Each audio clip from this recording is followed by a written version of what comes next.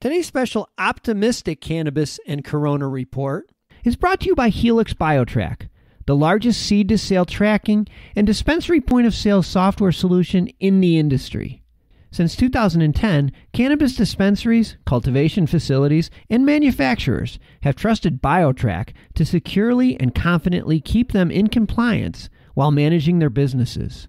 With flexible solutions for both THC and hemp industries, customizable workflows, built-in machine learning and data analytics that deliver actionable insights to the right people at the right time, it's clear why cannabis companies in 37 states and 9 countries depend on BioTrack. For comprehensive cannabis software and business solutions that cover the requirements of compliant seed-to-sale tracking and data reporting in every state, there's really only one choice: BioTrack. Go to biotrack.com today for secure cannabis software solutions that you can count on. I really do think that we're going to see an increase in the rate at which states legalize. We have the $2 trillion stimulus package, states spending copious amounts of money in the form of financial relief for businesses and for individuals. That money has to come from somewhere. These budgets are going to have big holes in them that need to be filled. Cannabis tax revenue can really move the dial.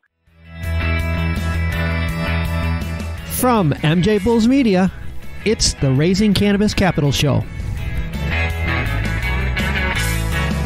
I'm Dan Humistonto, and today's show is a special optimistic Cannabis and Corona report about cannabis opportunities during the global Covid-19 crisis.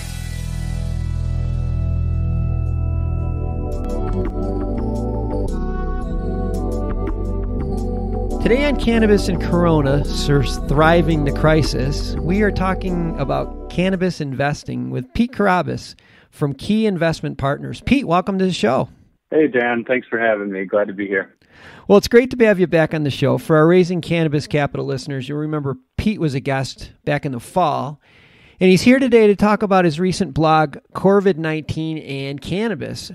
Pete, let's start at 50,000 feet. How do you think the virus could affect the private cannabis capital markets? Yeah, Dan, it's a great question and something we think about a lot, needless to say.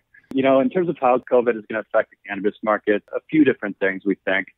Companies that have raised cash, say, in the last 6 months or so, I think are going to be in a good situation. They're going to have enough cash to weather a storm like this. On the other hand, I think companies that maybe had plans to raise cash in a future round of funding, those companies could run into some issues. And I think what that's going to translate to at the end of the day is it's going to be a favorable market for investors who have dry powder. I think these investors are going to have an ability to dictate terms and conditions that they wouldn't have otherwise had the ability to if we were still in this 10, 12-year bull market. I think one thing that is very important to highlight here with cannabis, I mean, we've seen the recent spike in sales as people are stocking their pantries. I do think that cannabis is relatively recession resilient.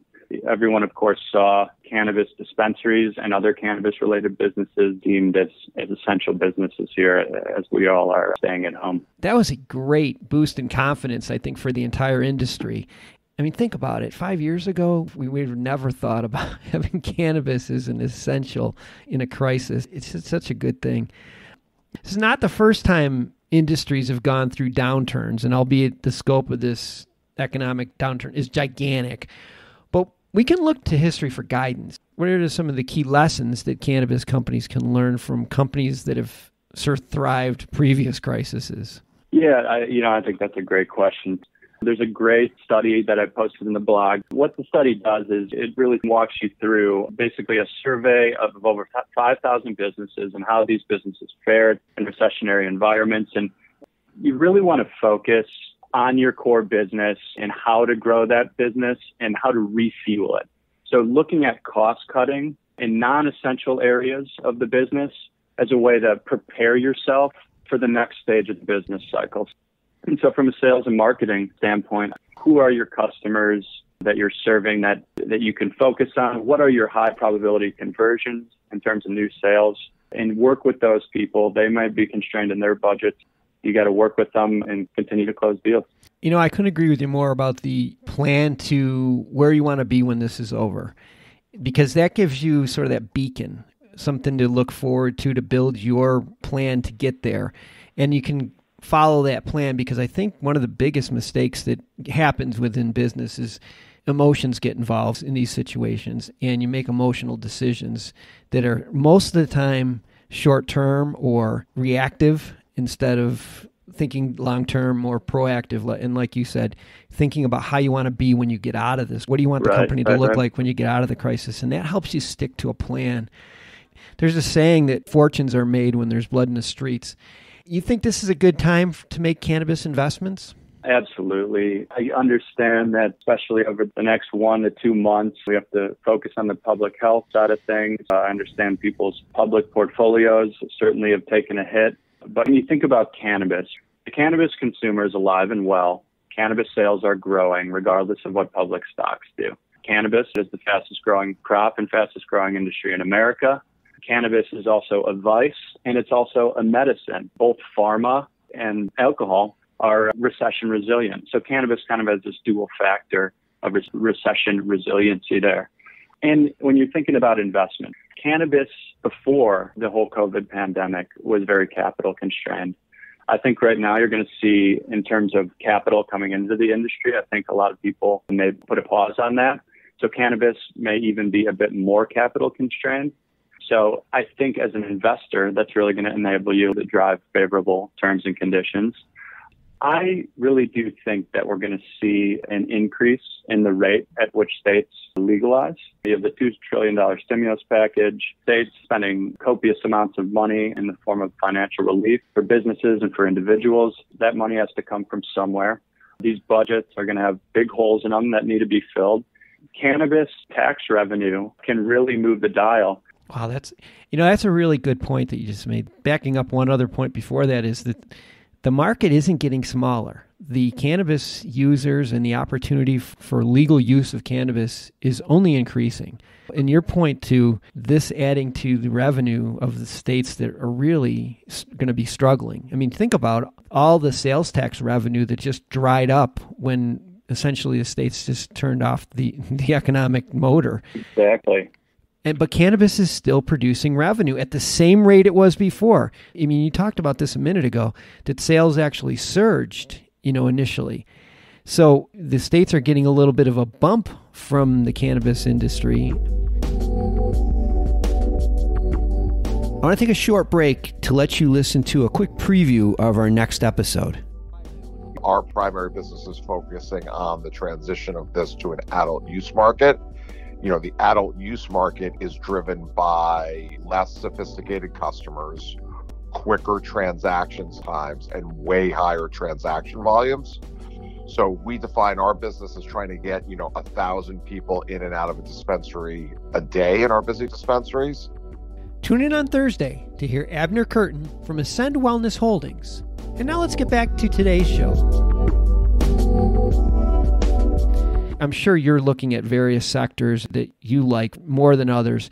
Can maybe share a couple of those with us? Yeah, sure. On our end, we continue to focus the majority of our time in the ancillary sector. There's certain businesses within cannabis in terms of what you would maybe a little more favorable today in the midst of a recessionary environment than others. Some of the obvious ones are delivery. Their business is just booming. I think the biosynthetic space and the ag tech space is a very interesting place to look. It's a little more resilient to a pandemic and not only to a recession.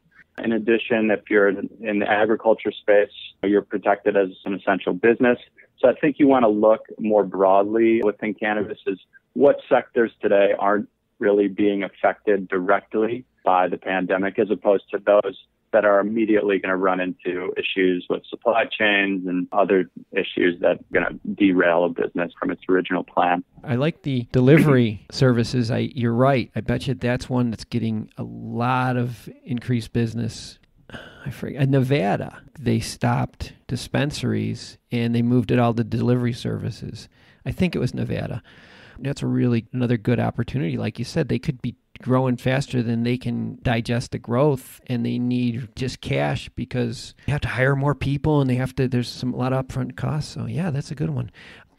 I have all of Pete's and Key Investment Partners information on the MJBulls website and in the show notes. I'm also going to have links to his blog, Covid-19 and Cannabis, in the show notes. So, Pete, thanks for being on the show today, and thanks for being upbeat about this. There's always an opportunity, and sometimes it just takes a little bit to get past all the doom and gloom to start to see it.